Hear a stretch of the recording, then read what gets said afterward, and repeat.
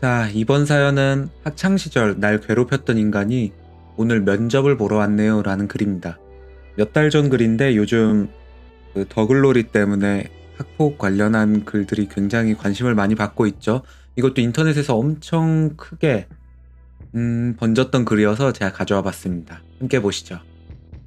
제목 그대로 20여 년 전 중학교 시절부터 지독하게 괴롭혔던 사람이 면접을 보러 왔네요.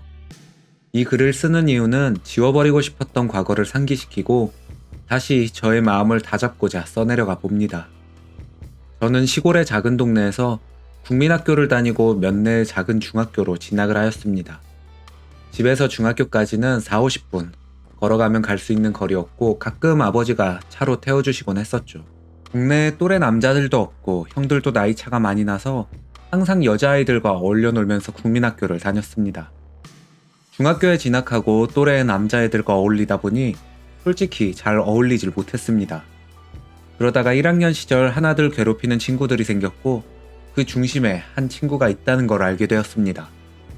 물건을 뺏고 돈을 뺏는 거는 둘째치고 오락실로 불러내서 다른 친구와 서로 뺨을 때리게 하고 싸워보라고 하고 참새나 개구리를 잡아서 커터칼을 쥐어주며 배를 가르라고 하고 못하겠다고 하면 다른 친구를 시켜 배를 가른 개구리, 참새 등을 저에게 묻히며 참 감정적으로 많이 괴롭힘을 당했습니다. 그렇게 1년 넘게를 괴롭힘을 당하다가 선생님께 말씀드렸는데 선생님이 우리를 학교 앞 중국집으로 불러서 친구들끼리 그러는 거 아니다. 지금 잠시뿐이지 작은 동네다 보니 나중에 너희가 나이를 먹으면 친구가 얼마나 귀한지 알게 될 거다. 대충 그런 설명을 해주시며 화해 아닌 화해를 시키셨던 기억이 납니다. 하지만 그게 화근이었는지 그 친구는 기분이 많이 나빴는지 그 후로 집으로 가는 방향도 다른데 걸어가는 저를 동네 사거리까지 쫓아오며 몇 날 며칠을 괴롭히더군요. 도저히 버틸 수가 없어서 부모님께 말씀을 드렸고 부모님도 그동안 저의 행동에 대충 짐작은 하셨는지 제 이야기를 쭉 들으시곤 동네에 수소문을 하시더군요.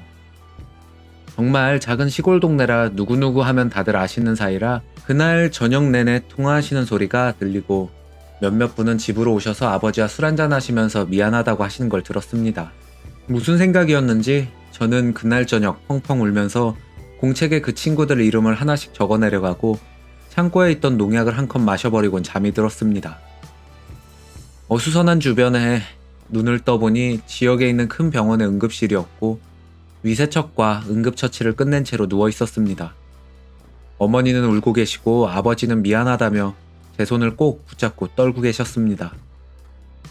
결국 익명으로 지역 뉴스에까지 제보가 되고 그 사태로 학교에 공론화가 되었고 요즘처럼 학폭위? 그런 건 없지만 해당 학생들의 부모님들이 모두 소집되셨습니다. 학교는 저에게 전학을 권유하였고 저는 6차례 정신과 진료를 받게 되었습니다. 치료를 다 마치고 저는 전학을 가지 않겠다고 말하고 졸업을 하였고 어머니는 제 이름이 잘못되었다며 개명까지 하였습니다. 집에서 떨어진 시에 있는 고등학교로 진학을 하면서 더 이상 그 친구들을 마주치지 않게 되었습니다. 부서져 버렸던 3년이 지금도 생생하게 기억이 나지만 일일이 나열하기에는 정말 긴 글이 될 것 같아서 이 정도만 쓰는 걸로 하고 저는 어느덧 40대 초중반이 되었고 결혼도 하고 예쁜 아들, 딸내미하고 마누라랑 행복하게 살고 있습니다. 젊었을 때부터 했었던 화물일이 잘 풀려서 현재는 고향 근처의 도시에서 법인 대표로 11대가량의 화물차를 굴리고 있습니다.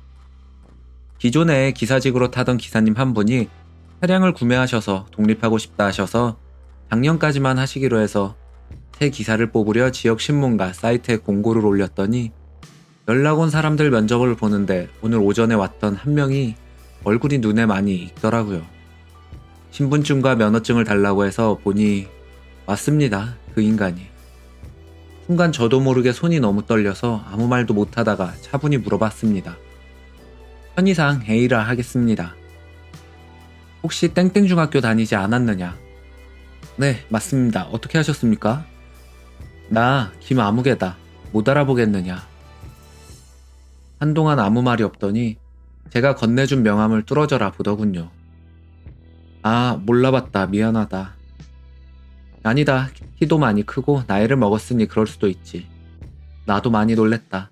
내가 일일이 설명하는 것도 웃기지만 너도 대충 짐작하겠지만 나는 너를 채용할 수가 없다. 이해해라. 무슨 말인지 알겠다. 그만 일어나 보겠다. 그렇게 10분도 채 안 되는 면접은 끝이 났습니다.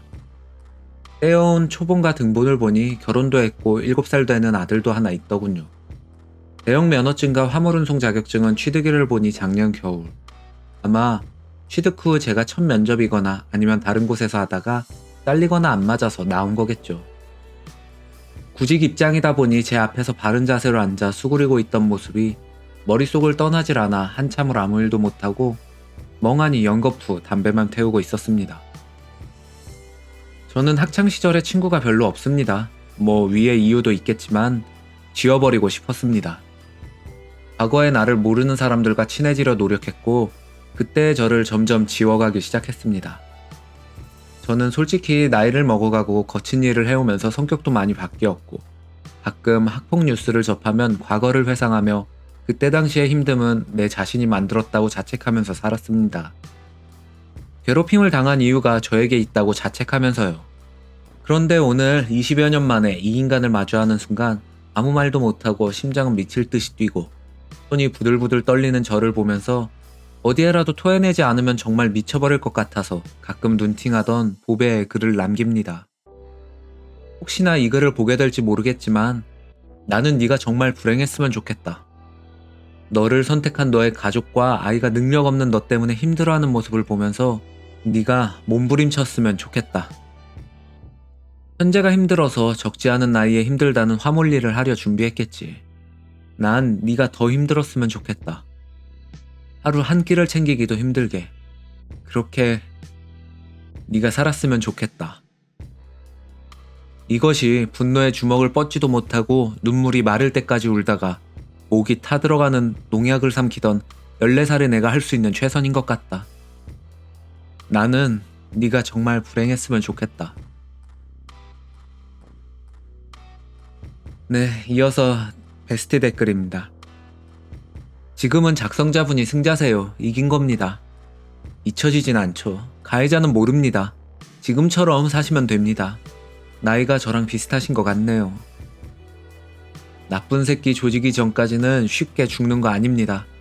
오늘 일은 잘하셨네요. 이어서 추가 글이 있습니다. 조금 놀랬습니다. 정성스레 달아주신 댓글들과 수많은 격려의 쪽지들 너무 감사합니다. 여태 눈팅만 해왔던 유부남들의 성향을 볼 때 사이다의 결말과 팩트가 답인 것 같아 힘들고 구구절절하지만 해보려 합니다. 저와 같은 사람들의 미래를 위해서요. 그냥 저의 불안감과 순간을 벗어나고자 게재하였던 단순한 푸념글에 수많은 댓글이 달리고 베스트까지 올라간 것에 격려의 쪽지와 방송국, 기자, 사설탐정분들의 쪽지를 받았습니다. 고심을 하다가 도가 지나친 댓글과 공감해주시는 댓글을 보고 홧김에 연락처를 기재해주신 기자님과 연락을 하게 되었습니다. 그때 당시에 지역신문은 기자님이 수소문하시는 게 빠르시다 하셔 그렇게 하시기로 하셨고요. 저는 병원의 치료 기록과 인터뷰를 약속하게 되었습니다. 글이 길어질까 본문에는 일일이 쓰질 못했지만 처음 겪는 일이라 정말 댓글들 차분히 읽어보았습니다. 오해의 소지가 있으며 마음먹은 김에 해명이 필요한 부분을 추가하고자 합니다. 저는 80년생이며 잔나비띠입니다. 시골의 작은 마을에서 국민학교를 졸업하고 중학교에 진학하였으며 제 기억으론 제 3년 후배부터 초등학교로 바뀐 것으로 알고 있습니다. 댓글을 읽다 보니 제 중학교 동창으로 보이는 댓글도 보이더군요. 실제로 글을 작성한 후 퇴근 후 저녁쯤 시골 친구로부터 연락이 왔습니다. 글의 내용은 아니었지만 오랜만에 안부를 묻는 정도였습니다. 저는 위로 누님만 2명이 계시며 아래로 3살 터울의 동생이 있었으나 제가 5살경 동네 폐선 위에서 잘못 떨어져서 응급조치를 할 만한 동네 병원이 없어 지체하다가 사망한 것으로 알고 있습니다. 제 기억에는 없습니다. 괴롭힘은 중학교 진학 후 약 3개월이 지난 시점에 시작되었습니다. 또래의 남자아이들을 마주하게 된 즐거움에 마냥 어울려 다니며 살구서리, 오리서리 등 그때는 어른들이 이노움 하면서 넘어가셨지만 지금으로 따지면 범죄도 하였습니다. 빠르로 터미널의 자판기를 뜯는다던가 트럭에 기름을 뽑아서 형들에게 푼돈을 주고 팔던 모습에 놀이라고 생각했던 정도가 심해지기 시작하면서 이건 아니다 싶어 저는 친구들을 점점 멀리하게 되었고, 댓글에 그때 당시 왕따나 괴롭힘이 없었다는 댓글 저도 그렇게 생각했습니다. 아마 제가 괴롭힘을 당한 것이 이 시기로 생각이 됩니다. 어느 날 갑자기 터미널 오락실로 친구가 부르기에 갔더니 같이 어울리던 친구들과 그 중에 한 명과 마주보고 서서 서로 뺨을 때리라고 하더군요. 저는 할 수 없다고 하였으며 그 친구도 울먹이기 시작했습니다. 그러다 주동자인 친구는 표창, 그 당시 커터칼을 조각내어 별 모양으로 만들면 표창을 만들 수 있었습니다. 둘에게 던지면서 네가 맞짱 안 뜨면 너네 둘 다 죽는다라고 하며 표창을 서로에게 던졌습니다. 새로 산 커터칼이니 당연히 던지면 몸에 박힙니다. 그렇게 원치 않는 주먹 다짐을 하고 찢어진 옷을 입고 하교를 하곤 했습니다. 처음 옷이 찢어진 날은 어머니가 왜 그러냐 하시길래 축구하다가 찢어졌다고 했습니다. 그렇게 수업이 끝나면 이유 없이 선생님을 따라한다며 뺨을 맞고 발바닥을 맞고 손가락 발가락 사이를 막대기로 휘저었습니다. 그 당시에 선생님의 저 정도 체벌은 당연했습니다. 그러다가 수일이 지나고 제가 담임께 직접 이 사실을 알렸으며 본 글에 작성했듯이 선생님은 저와 가해 학생 며칠 학교 앞 중국집으로 불러 화해 아닌 화해를 시키셨습니다. 그 후로 괴롭힘은 더욱 심해졌으며 참새와 개구리 해부시켜서 안 하면 던지기 등 본 글에 썼던 내용은 일부분이며 그 정도는 더욱 심해졌습니다.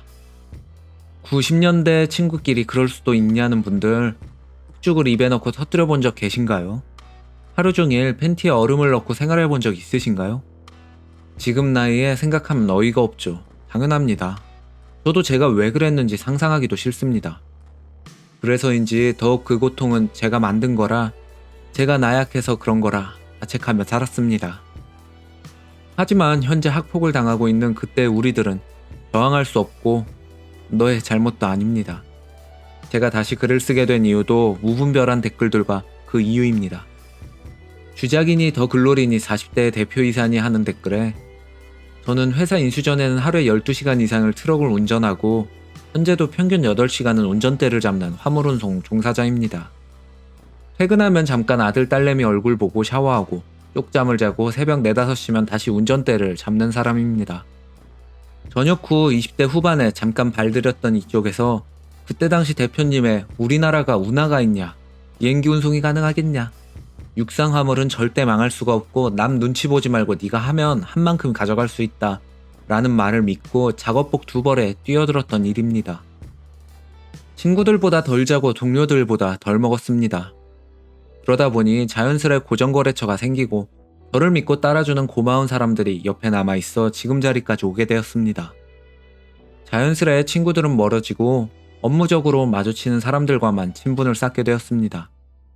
오히려 그게 더 저한테는 편했고요. 그 사람들은 제 과거를 알지 못하니까요. 중학교 때 저를 그렇게 괴롭혔던 친구는 아무런 처벌을 받지 않고 제가 근처시의 고등학교로 진학을 하니 나중에 그 학교 친구들에게도 연락이 닿아 지역이다 보니 출신 중학교를 따져 서로서로 알게 되더군요. 그 새끼 잘못 건드리면 농약 원샷하는 놈이다 조심해라 이렇게까지 하던 인간입니다. 고등학교 진학과 동시에 아버지의 죄책감인지 모를 반강제적인 권유로 2년을 함께 운동을 시작하고 키도 크고 멸치 같던 몸도 커지면서 고등학교 시절은 조용히 공부만 하면서 보냈습니다. 지금의 와이프를 만나게 되고 와이프는 제가 학창시절 그런 일을 겪었다는 것을 이 글을 지금도 모르고 있습니다. 가끔 뉴스나 드라마에서 소재로 나올 때면 같이 맥주 한 캔 곁들이며 저는 쟤들이 나약해서 그런 거다. 왜 덤비지 못하는지 모르겠다. 우리 아이는 저렇게 안 키울 거다 하며 겉으론 강한 척을 하며 살아왔습니다. 그러다가 수년이 지난 후 본글과 같은 일이 벌어진 것이고 그게 오늘 오전의 일입니다. 여지껏 예전에 나약했던 나를 자책하고 욕하면서 지냈는데 그 인간을 다시 마주하는 순간 심장이 미친 듯이 뛰고 손이 부들부들 떨리는 경험을 하며 깨달았습니다. 아, 그게 아니었구나. 나는 그때나 지금이나 이 두려움을 깨부술 수 없는 인간이구나. 순간을 마주하니 저의 자존감은 14살 때로 바닥을 쳤고 아무것도 할 수 없었습니다. 댓글에 복수를 해라 하시는데 솔직히 저는 못할 것 같습니다. 무섭습니다. 두렵습니다. 지역협회에 이 인간을 채용하지 말라 주소를 찾아가서 따지고도 싶지만 저는 못할 것 같습니다. 사랑하는 와이프와 저를 믿고 따라와준 직원들과 아빠만 바라보는 딸과 아들에게 해코지를 할까 두려워. 그것이 무서워 못할 것 같습니다. 이게 유소년기의 학폭의 트라우마입니다. 댓글 다신 분들 정말 이게 순간의 장난 같고 주작 같아 보이십니까? 20여 년이 지난 고통이 이 정도입니다. 요즘은 어떨까요? 저는 이번 일을 계기로 다시 생각하게 됐습니다. 네 잘못이 아니라고, 제발 견디라고. 평생의 치부를 숨기고 버텨왔다가 어디에 말할 곳이 없어 터져버릴 것 같아 순간의 불안함과 두려움을 떨치고 가끔 들르던 이곳에 글을 남겼습니다. 지금까지 두서없는 긴 글 읽어주셔서 감사합니다. 용기 내어 기자님과 연락 후 기사화 해보고자 합니다. 결과가 나올 때까지 더 이상 추가 글은 게시하지 않겠습니다. 다들 힘을 주셔서 너무 감사합니다. 이번 사연은 여기까지입니다. 개인적으로 읽으면서 슬프기도 하고 화가 나기도 하고 학폭 이런 거 정말 없어져야 돼요. 이거 겪지 않는 사람은 아마 모를 겁니다. 읽고 괜히 씁쓸하네요. 이번 사연 여기까지 하겠습니다.